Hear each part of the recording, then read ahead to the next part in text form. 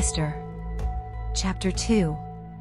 After these things, when the wrath of King Ahasuerus was appeased, he remembered Vashti, and what she had done, and what was decreed against her. Then said the king's servants that ministered unto him, Let there be fair young virgins sought for the king.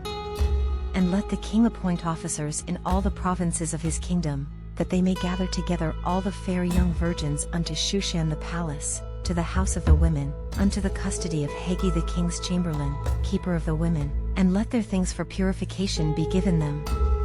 And let the maiden which pleaseth the king be queen instead of Vashti. And the thing pleased the king, and he did so. Now in Shushan the palace there was a certain Jew, whose name was Mordecai, the son of Jair, the son of Shimei, the son of Kish, a Benjamite, who had been carried away from Jerusalem with the captivity which had been carried away with Jeconiah king of Judah, whom Nebuchadnezzar the king of Babylon had carried away.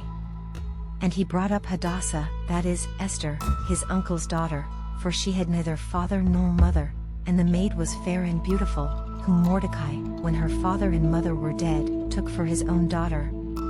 So it came to pass, when the king's commandment and his decree was heard, and when many maidens were gathered together unto Shushan the palace, to the custody of Haggai, that Esther was brought also unto the king's house, to the custody of Haggai, keeper of the women.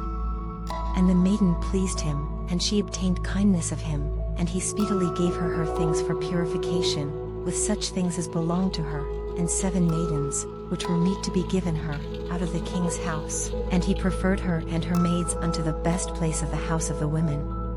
Esther had not shewed her people nor her kindred, for Mordecai had charged her that she should not shew it.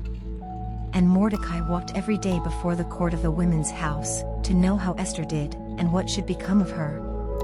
Now when every maid's turn was come to go in to King Ahasuerus, after that she had been 12 months, according to the manner of the women, for so were the days of their purifications accomplished, to wit, 6 months with oil of myrrh, and 6 months with sweet odors, and with other things for the purifying of the women winky face. Then thus came every maiden unto the king, whatsoever she desired was given her to go with her out of the house of the women unto the king's house.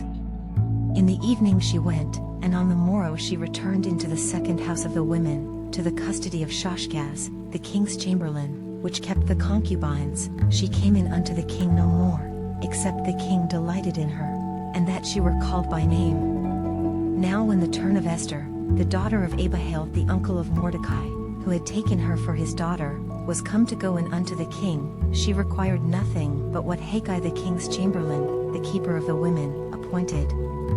And Esther obtained favor in the sight of all them that looked upon her.